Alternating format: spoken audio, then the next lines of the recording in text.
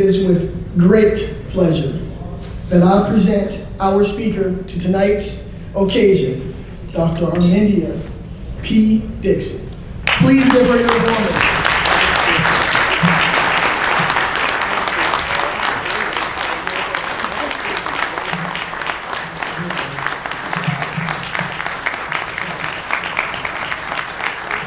Thank you so much. Wow, what an introduction. My goodness. To Mr. Johnson, Master of Ceremony, Mr. Chantel Hilliard, Executive Director, Mr. Reed O'Neill and the Board of Directors, partners, shareholders, friends, ladies and gentlemen, good evening. Thank you for inviting me to be your speaker. To me, this is homecoming. Home to a city where I lived, worked, and made lifetime friends. Congratulations also to our servant leaders, DeMario Crawford, Mrs. Chevalier Johnson, and Mr. Homer Smith Jr. You are precious. Let's say again, thank you to our servant leaders.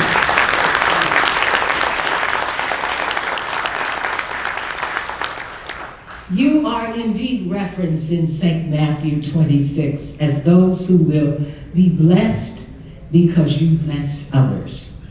Thank you again. It's a pleasure to have my son, Harrison Dixon, who teaches at Erie High with me tonight. Thank you, Harrison. Will you stand? Thank you. All right. And I also have with me one of our dear friends, Dr. Jolene Munson, who used to teach in Erie and is now at Grove City College. Will you stand, please? Thank you for being with me tonight. You know, I tell you, this theme that Mr. Johnson gave me is certainly a broad one. Serving the Erie community yesterday, today, and tomorrow. In exploring this theme, I thought about one book, A Wrinkle in Time, written by Madeline Ellinger. It has always been one of my favorite books to teach and one that my students enjoyed reading. In her book, she used the tesseract as a means of compressing the fabrics of time. So time could be just a thought away. You know, I'm blessed to have lived 86 years. And it seems, but it seems like only a few years ago, I accepted my first teaching position. I can't keep up with the time. I read your rich 100 years history, and I marveled at how you compressed living the mission of creating equal education programs and resources that invest in our children, youth, and adults. How you invest in the future of Erie, Pennsylvania. Do you know the rich history of the Booker T. Washington Center? It is important to know the giants on which shoulders we stand. So for a few minutes, relax while I compress the fabrics of time based on the history so beautifully written in your program today. In fact, you know, the teacher instinct tells me to tell you to take these programs home, please, because it's history. I mean, what a beautiful program that was put together. Let's give that committee a hand.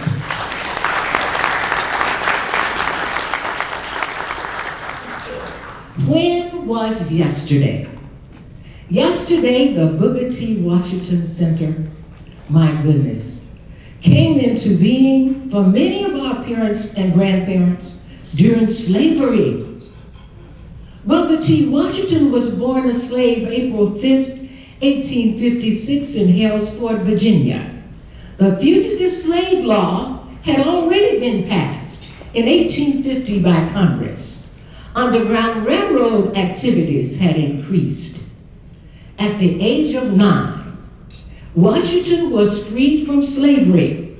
He was born with a thirst for learning, for never looking back, for pushing the doors of opportunity open.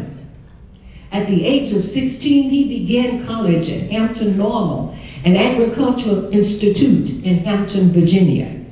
He was indeed a philosopher, teacher, educator who became the principal of Tuskegee Normal, now Tuskegee University, July 4th, 1881.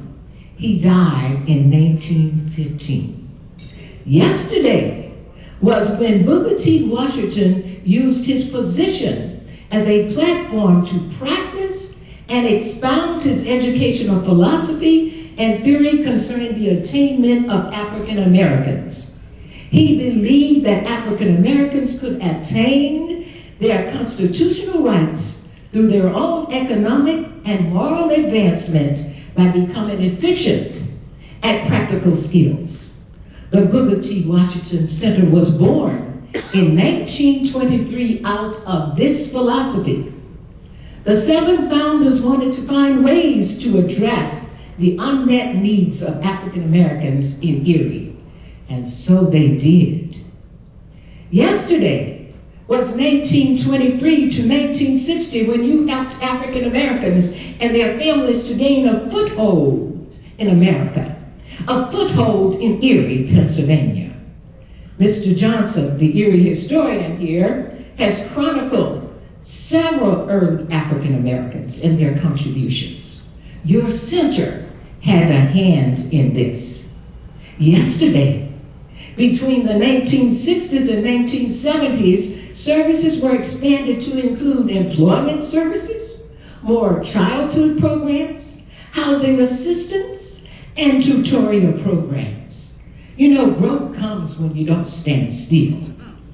In the 1980s, community health became critical, and so the Booker T. Washington Center pursued community health, which included emergency food and shelter, social services, counseling, and recreational needs. Primary health care services became comprehensive. Erie County's supplementary food and nutrition services and homeless care were added. My goodness, to continue compressing time. Yesterday, in the 1990s, a job training program for youth and adults were designed. Well now, let's stop. And let's say today, I'm compressing time. Today starts with 2020. Amazingly, the Booker T. Washington Center furthered explored the question, and who is my neighbor? The center reached into the community to create strong partnerships with many organizations. The center became a branch campus of Mercyhurst, providing students and adults the opportunity to further their education and earn an associate degree. My goodness. Top-notch youth programming highlighted this time. After-school programs. This is what we heard during the dinner. My goodness. Summer success programs, quality athletic programs, literacy and mathematics labs. Oh my goodness. Then there were enrichment classes, performing arts. Oh, we know who had a lot to do with that, huh? Public speaking, financial literacy, social skills, health and nutrition. And believe it or not, there were other programs. Van transportation, nutritional meals, WIC, Erie School District Credit Recovery, resume writing, GE prevention programs. And how unique is the baby boomers born between 1946 and 1964? This program was coordinated by Ms. Carol Troop. And sales, my goodness, student acceleration through instruction and learning. Do you know that you are an informational center? What a phenomenal list you have of social distributions by the numbers. And that's not all. The Booker T. Washington Center and the Urban Erie Community Development Corporation formed the Minority Community Investment Coalition with the goal to create jobs, sustainability, and entrepreneurship. The purchase of the Joyce Savacchio Opportunity Park takes you into tomorrow. But then we must focus on COVID-19 that invariably disrupted our lives in 2020. We struggled as we met the Center for Disease Control and Prevention guidelines. COVID-19 affected us all, and it just spun us into tomorrow. COVID-19 unveiled many issues that agencies like the Booker T. Washington Center must address. Issues that our state and nation must address. Though a controversial figure, Booker T. Washington proved to be correct. Education is the key. We need to learn a job that, my goodness, that will one day put us in the workplace, a job that will one day help us to be successful citizens. And now, according to the Pennsylvania Department of Education, we need to teach skills that our children need to succeed in the future, beginning in kindergarten. Yes, it is important to have the basic skills in math, science, and communication, but there is more. So with the support of the Erie community, you must make sure that the people you serve are taught the skills to succeed: problem solving, teamwork, self-control, adaptability, critical thinking, and just memory. Teach people to read, write, and think for themselves. You know what? We don't want to read anymore. Writing has gone out of style for our children and for us. We just want to jump on social media. And some are unprofessional, you know that. And we think that they're going to teach us something. Not always. Our children are exposed to bullying, rumors spreading, and they are getting unrealistic views of other people's lives and cultures. Some are returning from abusive homes. Some are returning with little or no social skills, disrespect for their teachers, their peers, and themselves. Many of their mouths are unfiltered. Oh my goodness. Many suffer from major depression. Drug and alcohol use are up. Teenage suicides are up. There are not enough mental health workers. There are not enough teachers. There are not enough of anybody anymore. My goodness, and the list goes on. You know, I read in yesterday's Erie Times about the $2 million grant from the Erie Community Foundation that will help launch the community school in Erie High, especially. It will provide a holistic approach through non-academic interventions, empowering students with the coping skills they need to overcome barriers in their lives. With support of the Erie community, we're looking to you to help us find solutions to these problems, because Booker T has been helping us to solve those problems. We need to continue. Gun violence is still on the rise. With the help of the Erie community, we're looking for Booker T. Washington to help with teaching our children to respect life, not take life, to love their communities and keep them clean and safe. Families need to love each other and hang together. Since COVID-19, working conditions and attitudes have changed, and this has put a big dent in our workforce. Work culture has changed, and there is a burden of productivity. Keep teaching adults skills to succeed. This is what Booker T. Washington said in 1881. We must learn a skill, a job. We must get a job where these skills are in demand. We must show up for that job every day, sober and on time. We must do the job well. We must get along with people, oh my goodness, on that job. And then we can provide a quality living for our families and participate in the city and its governance.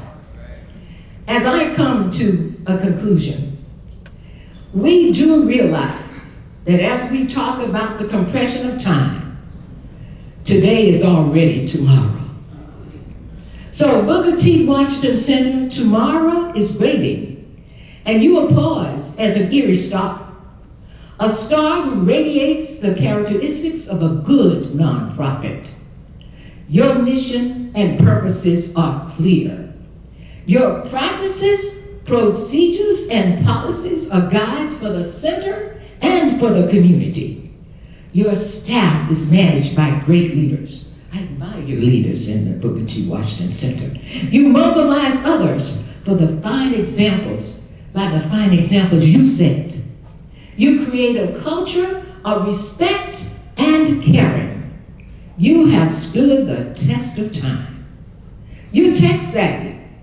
You develop diversity, what the world is all about. And you feel the heartbeat of the people. Happy 100th anniversary.